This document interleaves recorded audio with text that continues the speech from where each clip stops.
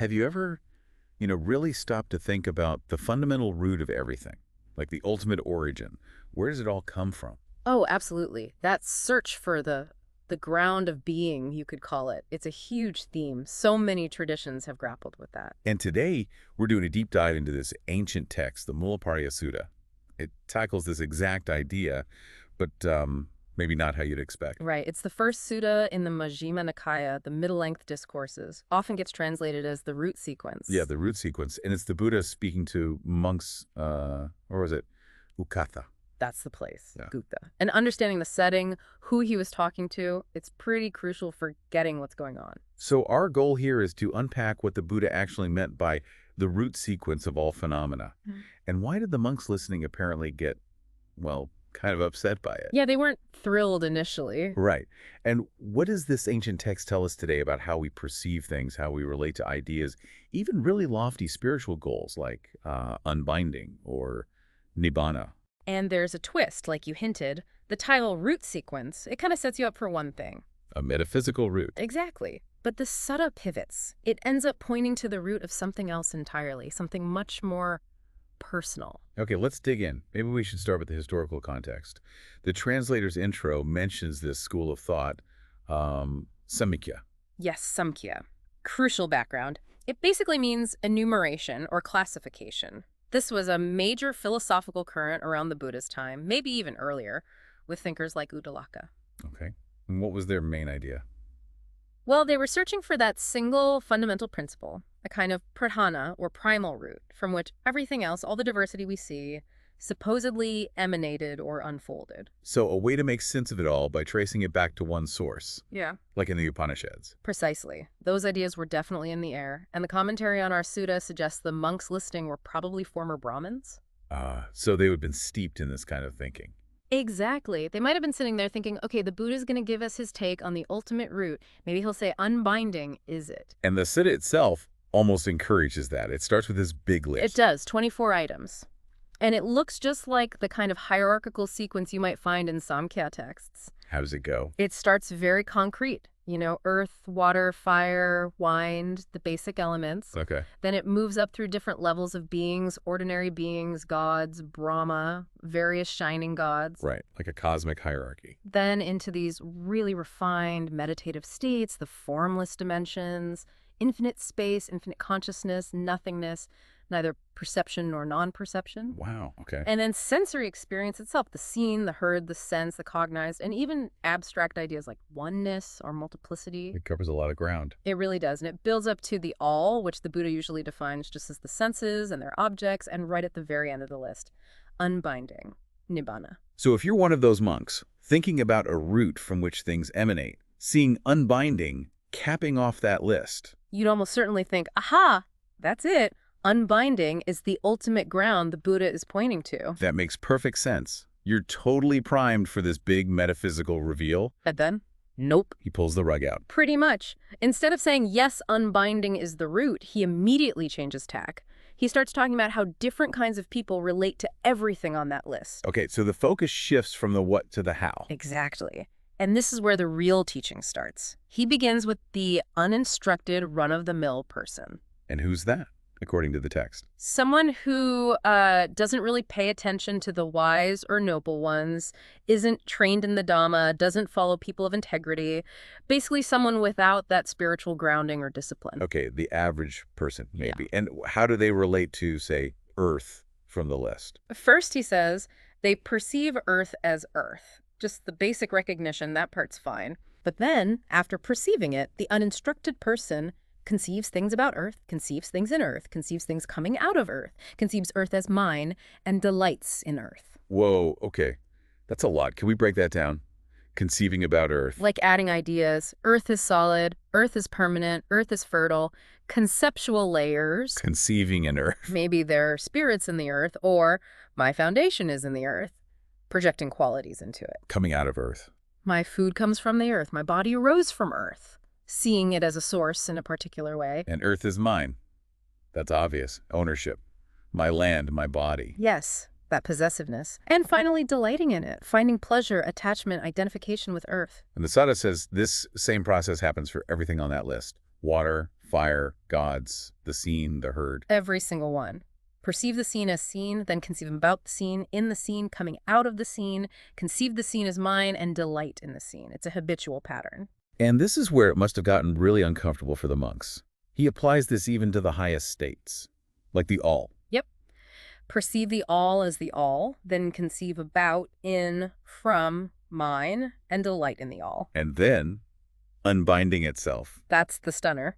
Perceive unbinding as unbinding, and then conceive things about unbinding, conceive things in unbinding, conceive things coming out of unbinding, conceive unbinding as mine, and delight in unbinding. Wait, hold on. Delight in unbinding, conceive unbinding as mine. How does that even work? Isn't unbinding supposed to be the end of all that? That's precisely the Buddhist point. Even the ultimate goal, the concept of liberation itself, can become just another object that we grasp onto, conceptualize about, identify with my attainment, my understanding of nibbana, and derive a subtle form of pleasure or attachment from. So you can turn the very concept of freedom into another cage. In a manner of speaking, yes, if you relate to it in this conceiving, owning, delighting way. And why does the uninstructed person do this? The Buddha states it plainly. Because he has not comprehended it, I tell you. It's the lack of deep, penetrating understanding that fuels this whole process. Okay, so that's the baseline, the problem.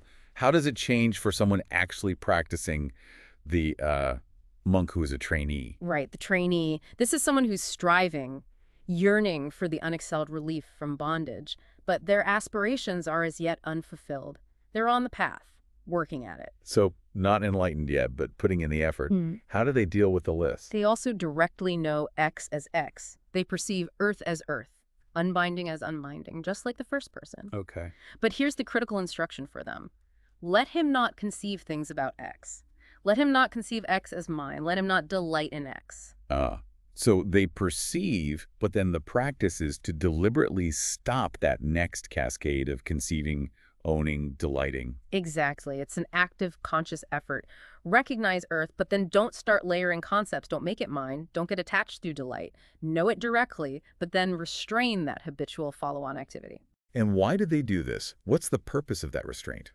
The text says, so that he may comprehend it. Oh, that flips things around. You don't stop clinging after you understand. You practice not clinging, not conceiving, not delighting precisely in order to arrive at full comprehension.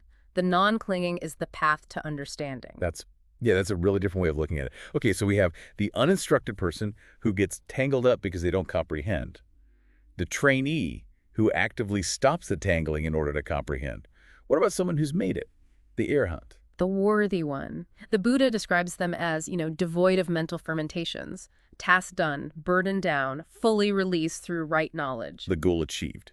So for them, is relating to the list still an effort? They also directly knows X as X, perceive earth as earth, unbinding as unbinding. But for the arahant, the not conceiving, not claiming, not delighting, it's not a discipline they have to apply anymore. It's just natural. It's their natural state.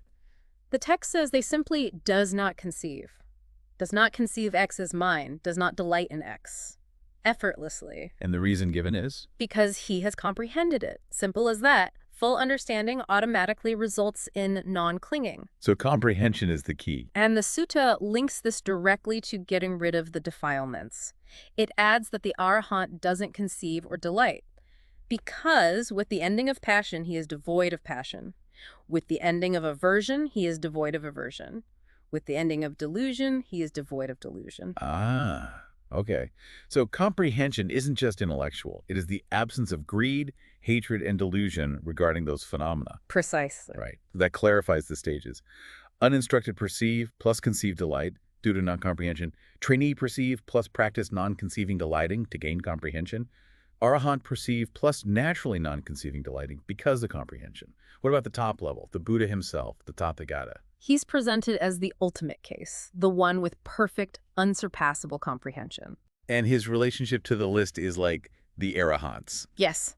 He directly knows X as X, and he also does not conceive X as mine, does not delight in X. Is the reason just even more comprehension? Well, two reasons are given. First, yes, it emphasizes the completeness, because the Tathagata has comprehended it to the end, like utterly, finally, completely understood, leaving zero room for the old habits. To the end. Yeah. Got it. Total understanding. You said there were two reasons. Is the second one the big pivot point? This is it. This is where the whole meaning of root sequence clicks into place in a new way. The ultimate reason the Buddha gives for not conceiving or delighting, even in unbinding, is, are you ready? Lay it on me. Because he has known that delight is the root of suffering and stress. Ah, there it is. Delight is the root. Bingo. So the root sequence isn't about the root of existence. It's about the root sequence of dukkha, of suffering. Exactly. He takes their expected metaphysical framework and redirects it entirely. The root this sutta is ultimately concerned with isn't some primal substance like earth or even unbinding. It's delight tanha, craving as the generator of suffering. And the sequence is delight leads to. Delight is the root of suffering. From craving and the coming into being it fuels arises birth, and from birth comes aging, death, sorrow, lamentation, pain, grief, despair, the whole tangled mess. So that very act of delighting in phenomena, which the uninstructed person does automatically, is the starting point of the cycle of suffering. That's the diagnosis. It's rooted right there in that effective, clinging response. And this knowledge, understanding that root, is what led to his awakening. Explicitly stated. Therefore, with the total ending, fading away, cessation, letting go, relinquishment of craving rooted in delight, the Tathagata has totally awakened. Wow, so his awakening wasn't about finding some ultimate thing out there to identify with, but about understanding and completely letting go of this internal root of suffering, the delight, the craving. Completely. It's a radical shift from looking for a metaphysical foundation out there to understanding the psychological root of suffering right here. It's brilliant how he uses their expected framework, that list, to deliver a completely different message. Yeah. He basically hijacks their Samkhya-style structure to teach the core of his own path. It's incredibly skillful, and it explains perfectly why those monks were displeased at first. Yeah, they came expecting maybe a confirmation of their worldview, like, here's the real ultimate ground. That I can now conceive things about and maybe identify with. Right. And instead he holds up a mirror and says, actually, the way you're thinking about things, the way you conceive and delight and make things mine, that's the problem. That's the root of suffering, and it comes from not understanding. He didn't just give a different answer. He challenged their whole mode of inquiry. Ouch. They were looking for a root out there, and he pointed to the root of suffering in here. And this is just so relevant for us, right? I mean, the translator mentions this tendency. Even today, people studying Buddhism can grab onto concepts, emptiness, non-self, maybe Buddha nature. Or even peep meditation experiences. Right, and start treating that concept or that experience as the new ground of being, the new identity. And then you might find yourself, maybe subtly, conceiving things about emptiness, or thinking my understanding of non-self, or delighting in a blissful state as if that's the final goal or me. This sutta is like a 2,500-year-old warning sign flashing. Yeah. Danger! Even the highest concepts, even unbinding itself, can become objects of subtle conceiving, ownership, and delight if you haven't fully comprehended. That just feeds the very cycle you want to end. So this deep dive really brings it home. It's not just about ancient philosophy. It's intensely practical. It pulls the focus away from searching for some ultimate thing and puts it squarely on how we relate to everything we experience, and how that relating, specifically the delight and craving part, is the actual root of our stress and suffering. Yeah, it's a call to shift from that entanglement and grasping towards just clear knowing, seeing things as they are without needing to make them mine or build stories around them, comprehension through non-clinging. Wow.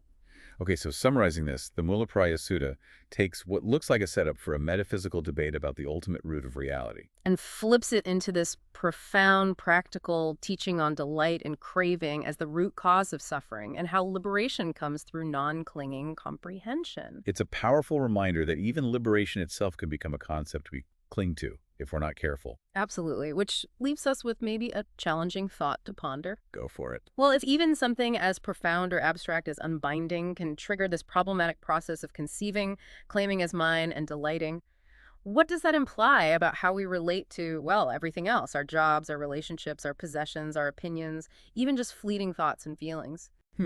As you go through your day, are you just clearly seeing and knowing things? Or are you constantly, maybe unconsciously, doing that little dance the Sutta describes? Perceiving, then conceiving about it, making it mine somehow, and finding delight or attachment in it. And if that delight is the root of stress, what would it really mean to fully comprehend something, anything, without ever making it mine? What would that feel like?